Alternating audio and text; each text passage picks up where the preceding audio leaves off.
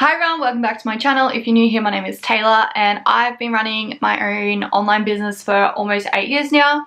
So I've been around for a long time, I've seen some stuff and I'd like to share my knowledge with you guys. Please make sure to like this video and subscribe to my channel because I post regular content about my business and also I try to post content helping you guys as well. As you read in the title, this video is about follow for follow.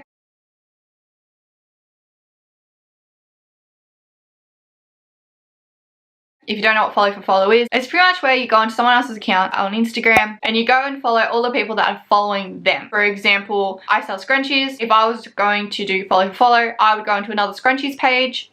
I'll click on who's following them and I would follow all their most recent followers. Another tactic was going onto their most recent photo, looking who liked it and following them people because you know that they're most active. Now, here's the problems with that. Does it work? Yes, it can work. You can get followers from it, sure. But there's a whole range of issues with doing this. Hey, it's Tay from the future. I also just wanted to mention I'm no expert at any of this, and most of the information is personal experience or things I've learned over the years. Please note that the Instagram algorithm changes all the time, so some info may be outdated, but the meaning of this video is still very relevant. I did follow for follow back in the day, in 2014. It was very, very, very popular back then. Everyone was doing it. So naturally, that's just what I did. I didn't know that there would be ramifications in the future. I didn't know that Instagram would change the algorithms. You know, just everyone was doing it. Everyone was suggested to do it, so that's what I did. The main problems with this is Instagram categorizes you by who you follow. The Explore page, for example. So in your Explore page, right, you've got heaps of different sort of categories. You got your illustration, beauty, food. You got so many different categories. Now, if you're following heaps and heaps of people that are just random people, you're going into someone's account, you're looking at their followers and you're just following everyone. You're following people that could be like male, so not even your target audience.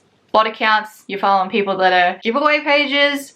You're following just heaps of people that aren't from your niche, aren't from the category that you want to be in. For a start, no good, because Instagram won't know where to put you when it comes to the Explore page. When you're following people that aren't from your niche, aren't from the handmade community, for example, they don't know what to do with you. The next thing that happens is you do get followers, great. People are following you back now. You have a high follower count. You also have lots of people that are in your pages too. The thing with that is a lot of the people that are following you back may not be interested in your stuff. Even though you may have tried to steal them from another page that sells similar stuff to you, they just might not be interested. They might have just been trying to do what you're doing, follow, or they might have just been someone else. They might not be interested. When you post a photo, video, story, that sort of stuff, if people aren't clicking on that, if they're not clicking on your stories, if they're not clicking to like your photo, if they're not sharing it, if they're not commenting, Instagram's gonna assume that your photo, your content, anything that you've posted is no good. The first people that are seeing it aren't liking it. I don't know if it's exactly the same now, but when I last checked, when you post something like that, like a photo, it only gets shared to, say, 10 people. It wouldn't be 10 people, but just let's say for argument's sake, it's 10 people. Get shared to those 10 people. And if you've got I don't know, 20% actual followers and then the rest of 80% are people that only following you back because you follow them, chances are they're not going to like your stuff. What happens is you share that photo, goes to the 10 people, only 2 people like that photo out of the 10 people because 80% of those people don't like your content. They're only following you back because you followed them. Now what's going to happen? Your photo is not going to go further. But say if you have actual followers that actually want your content, actually want to see what you're posting, they've got the other way around. You've got 80% of that people that really want to see your stuff. 20% of the followers that, don't care. You post that photo, 8 people like it out of 10. Instagram's going to think, wow, this is great. This is good content. People want to see this. I'm going to boost it more.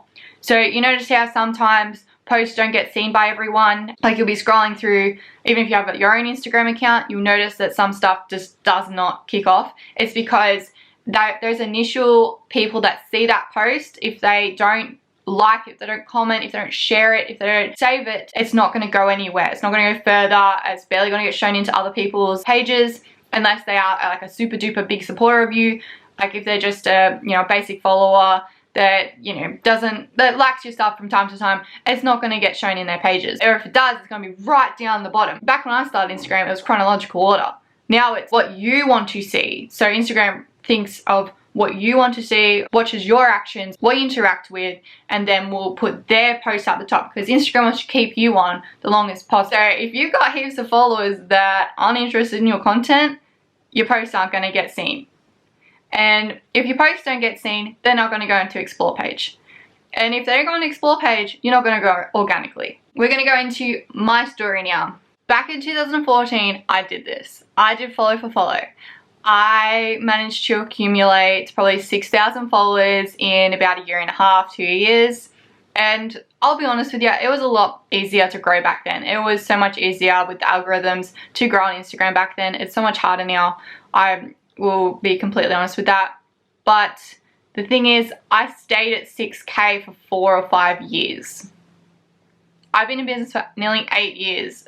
I didn't start growing again until January last year. It was so hard for me once I wrecked my account doing follow for follow. I had bots, I had people that weren't interested in my content. And plus, Instagram didn't know where to put me because I was following so many different accounts. As I said, I was following people that weren't even interested in my stuff. So I couldn't get into any Explore pages. I kept seeing all these people saying, oh yeah, go into Explore page, post really good content, blah, blah, blah, hashtags. It just wasn't working, because once I stopped the follow for follow, I realized what had happened with doing that to my account. I wasn't getting organic traffic. I wasn't getting genuine followers or genuine people that wanted to see my stuff. I was literally just getting that follow back, and that was it. There's nothing else that came with it. It was just a follow. It was just that one more person that's following me. But this is how I changed it. This is how I changed my whole account, and now I'm sitting at 30k followers, and it grows constantly every single week. First off, I deleted all my followers.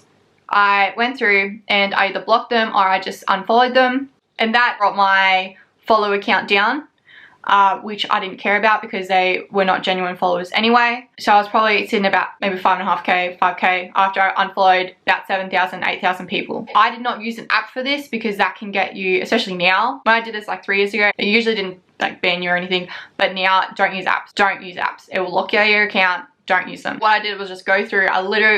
It took me hours. I did like 1 or 2 hours a day, and it took me weeks and weeks and weeks to get rid of everyone. I just did it, you know, bit by bit, and that was the first step to getting my account back into the swing of things. Next, you can delete your followers, but because I didn't want to use apps, I did not want to risk deleting, you know, proper followers. So I was stuck at about 5k. At this point, once the followers that I did unfollow, they unfollowed me back, you know, that happened. And then what I did next was I started trying to grow organically. I wanted a different strategy. So I started doing my hashtags. I started posting regularly. I did pay for a couple ads, not too many though. Yeah, I did not spend a lot of money on ads for the like Instagram and stuff. I started posting in Facebook groups, just my products, trying to get actual real people that genuinely liked my stuff and not just fake followers pretty much. And then what I did was I went and followed, once I like pretty much got down to like 50 followers, I only stuck with the people that I genuinely cared about. So my past like models and the people that used to wear my products, exchange for photos, I wanted to keep them on. I also kept other business accounts, so crafty accounts that I had been following for years and years. I kept those people, and I also kept just like my personal sort of group that I have, like friend group. But what I wanted to do was expand on who I was following and try and make Instagram realize that I am a crafts person. I sell handmade items. Don't put me in with cars or automotives. So I started following craft accounts that I really actually enjoyed looking at. Started commenting or liking on their stuff. I didn't care if they, you know, followed me back. I genuinely really appreciated what they posted. So I would do that. And that sort of built up my community sort of stuff. So following people that were in the same niche as me, were in the handmade community, that really helped put me into explore pages. At that point, I was probably following about 100 people. And it was all people that I genuinely like to see in my feed. I was able to go into my feed and like always liking stuff, commenting on stuff, and I genuinely like seeing everything like that. And by doing that, Instagram started recognizing that I was in like this sort of niche, this handmade niche, so they would start putting me in explore pages. And that tied in with, you know, not having all those bot followers, having more genuine people following me from the Facebook groups and also from the like handmade community. If they decide they also like my stuff, they would follow me back. It wasn't something that I was after. I didn't go follow these people so they would follow me back. I followed them because I genuinely like their content. I guess everything, all that tied together, I just started growing. I was posting on Facebook like girls groups as well, and I was getting a lot of traction from them for online sales, and I was seeing my business sort of expand. At the start of last year, January, maybe end of 2019, I was going to markets, I was getting my name out there, and it was all organic. It wasn't random people following me. It was people that followed me genuinely because they liked seeing what I was posting. They liked supporting me. Now, because of all that tied together, when I posted a photo, instead of like, you know, those bot accounts that were following me, those people that don't want to see my stuff, they weren't promoted the photos I was posting. The photos I was posting were going to the people that actually wanted to see it. People were seeing my stuff, they liked it. It was getting into that explore page, and that is what boosted my business, the explore page, because I was looking at the insights and stuff, and you could see this is how many people liked your stuff from Explore. This is how many people followed your stuff because they saw your stuff in the Explore page. So that is how I changed my account in order to get into Explore page, grow organically. I saw massive jumps. Like I hit 9K in January last year, and now I'm at 30K. That is still a very steady climb.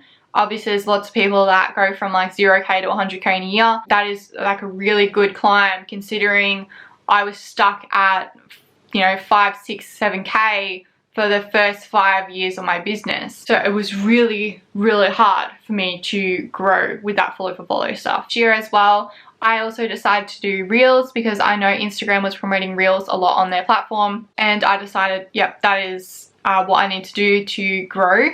And I've managed to go from 15K in this year, January, to 30K in, I just hit 30K like a week ago, so like start of September. So Reels has helped my business so much as well grow and organically grow. People are seeing my content and wanting to follow me, wanting to support me. Now that is the difference between, you know, organic growth where you're growing at a steady pace, you're growing, you're getting likes from people that actually want to see your stuff. You're not buying followers, you're not buying likes, because that damages your account.